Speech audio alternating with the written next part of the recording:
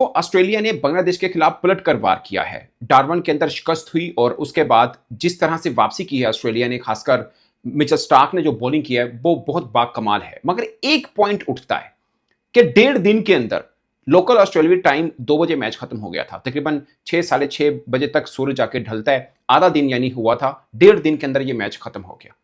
तो क्या ये स्पोर्ट्समैन स्पिरिट के मुताबिक थी जो पिच बनाई गई थी? ऑफ कोर्स होस्ट के राइट्स होते हैं कि वो किस तरह की पिच बनाते हैं। जैसे हम लोग भी करते हैं, कोई टीम हमारे पास खेलने आती है तो हम भी पंखे लगा देते हैं, इंडस्ट्रियल फैन लगा देते हैं, खुरच देते हैं पिच को, टर्निंग ट्रैक बना देते हैं। शुरू में अटैक ही स्पिनर कर रहा होता है, मगर हम अपनी बोर्ड के ऊपर भी इस बात को लेकर तनकीद करते हैं, क्योंकि एक ट्रू क्रिकेट फॉलोअर है, वो एक फेयर मुकाबला देखना चाह रहा होता है। ठीक है, बांग्लादेश के पास भी फास्ट बॉलर हैं, बट मैं देखता अगर नाहीद राना उनकी टीम का हिस्सा होते तो ऑस्ट्रेलिया तब भी ये वाली पिच बनाता।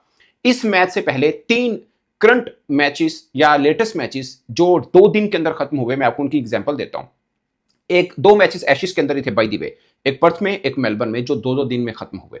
एक match India versus south Africa का हुआ था केप टाउन में, जो 2 दिन में खत्म हुआ। बाय द वे न्यूजीलैंड और इंग्लैंड के दरमियान लॉर्ड्स के अंदर मैच 3 दिन में खत्म हुआ, मगर बारिश ना होती तो वो भी 2 दिन में ही खत्म होते। लॉर्ड्स के मैच को एक डीमेरिट पॉइंट मिला, केप टाउन के मैदान को एक डीमेरिट पॉइंट मिला, मेलबर्न के मैदान को एक डीमेरिट पॉइंट मिला। सिर्फ एक पर्थ था जिसमें डीमेरिट पॉइंट नहीं मिला था। तो सवाल ये पैदा होता है कि ये जो 12वां टेस्ट ग्राउंड बने, जहां पे ऑस्ट्रेलिया और बांग्लादेश के दरमियान दूसरा ये टेस्ट मैच रखा है, ये पहला टेस्ट मैच है बाय द वे इस ग्राउंड के अंदर, ये 12वां टेस्ट ग्राउंड बना है ऑस्ट्रेलिया का, जिस तरह की पिच बनाई गई है, क्या आईसीसी इसको भी डीमेरिट पॉइंट देगा? मेरा मानना है, कहते हैं कि बांग्लादेश तो अच्छा नहीं खेला, फर्ज किया, ऑस्ट्रेलिया भी कौन सा अच्छा खेला? 150 आई है, 210 रन बनाए हैं, पहले कोलैप्स हो गया था। उधर से भी अगर मिचेल स्टार्क ने 10 विकेट्स लिए हैं तो शफील इस्लाम ने भी 7 आउट किए। उससे पहले उनका किसी एक इनिंग में 4 विकेट भी नहीं है। वो अलग बात है कि अभी वनडे मैच में भी 48 रन देके 6 खिलाड़ी आउट किए थे उन्होंने, बट वनडे की बात करूं, टेस्ट में उनका रिकॉर्ड है 13 मैचेस के अंदर 27 विकेट्स, 4 विकेट हॉल भी उनका किसी इनिंग में नहीं है। ऐसा नहीं मैं उनकी बुराई कर रहा हूं कि बुरा बॉलर है, बट पॉइंट इज के वहां पे बांग्लादेशी बॉलर ने भी ठीक ठाक जवाब दिया। अब देखिए ना, 210 रन से वो भी 2 इनिंग में बांग्लादेश ने नहीं बनाए, उसमें क्या क्या गलती हुई, खासकर लिटन दास 3 इनिंग में अंडे लिए। पाकिस्तान के खिलाफ 26 पे 6 आउट थे बांग्लादेश के, उसने 100 किया था मेहदी के साथ, शायद अगर मैं गलत नहीं, पाकिस्तान के खिलाफ बहुत तगड़ा खेलता है वो, मगर जहां पे आके 3 इनिंग में अंडे हैं, इसमें डबल जीरो है एक टेस्ट मैच के अंदर। एक इनिंग में बांग्लादेश का टोटल स्कोर 64 जो कि लोएस्ट है अगेंस्ट ऑस्ट्रेलिया, और दूसरा 95, यानी दोनों इनिंग में 100 नहीं कर पाए हैं। सो इस तरह की पिचेस में इसमें कोई दो राय नहीं है, अगर फेयर पिच भी होती तब भी ऑस्ट्रेलिया ही मजबूत टीम है। और मुझे यह भी लगता है कि इस मैच में भी बांग्लादेश के लिए बहुत कुछ है। अगर उस तरह से देखा जाए, यहां पे आकर ऑस्ट्रेलिया के अंदर आके सीरीज ड्रॉ करके गए हैं। आज से 10 दिन पहले कौन ये सोच सकता था कि बांग्लादेश ऑस्ट्रेलिया के खिलाफ कोई एक सेशन भी जीत सकता हो? वो सीरीज ड्रॉ करके जा रहे हैं, एक मैच जीत के जा रहे हैं, ये भी उनकी बहुत हद तक जीत है। और दूसरी तरफ आप ऑस्ट्रेलियाई क्रिकेटर्स का बिहेवियर भी देखें, मिचेल स्टार्क का भी पंगा हुआ, स्टीव स्मिथ का भी पंगा हुआ। ऑस्ट्रेलियन क्रिकेटर्स गुस्सा दिखाते हैं उस टीम को जो जिनको अपना मद्दे मुकाबले समझते हैं, उनके साथ मैच डालते हैं, लफ्जी जंग भी करते हैं, और ये बांग्लादेश के खिलाफ हमने देखी इनको ये सब करते हुए।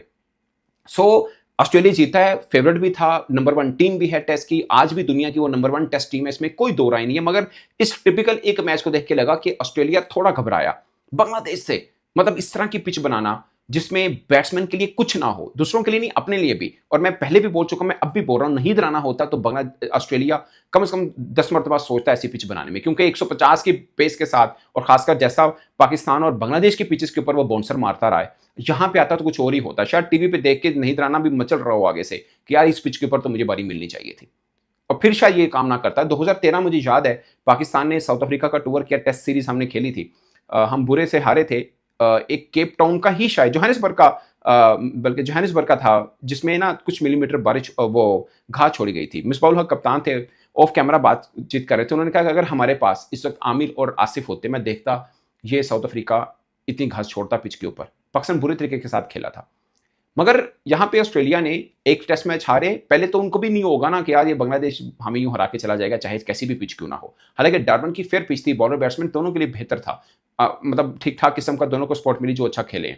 मगर इस तरह की पिच बनाना बांग्लादेश के खिलाफ, मतलब हम लोग बनाते हैं ना, इंग्लैंड आ गई हमने वो पिच बना दी, पंखे चला दिए, साउथ अफ्रीका आ गई हमने पंखे चला दिए, ठीक है, हमें लगता है कि बड़ी टीम है हमें पकड़ना पड़ेगा। बट अगर हम एक कमज़ोर टीम के खिलाफ भी ये काम करेंगे तो फिर हमें हमारे चेहरे पे डर दिख रहा होगा, जो कि मुझे ऑस्ट्रेलिया की इस सोच में डर नज़र आया कि वो बांग्लादेश को भी उठने का मौका नहीं देना चाह रहे। वो चाह रहे हैं कि नहीं, ये वर्ल्ड टेस्ट चैंपियनशिप में हमारा जो एक रिकॉर्ड बना है उसको टूटना। इससे पहले वो सिर्फ एक ही टेस्ट मैच आ रहे थे 8 में से, अब जाके वो बांग्लादेश से दूसरा टेस्ट मैच आ रहे हैं। बाय द वे 2 साल पहले इनको वेस्ट इंडीज भी हरा के गया, वो भी एक बॉलर की वजह से एक्चुअली में हरा के चले गए, शेफर जोसेफ की वजह से।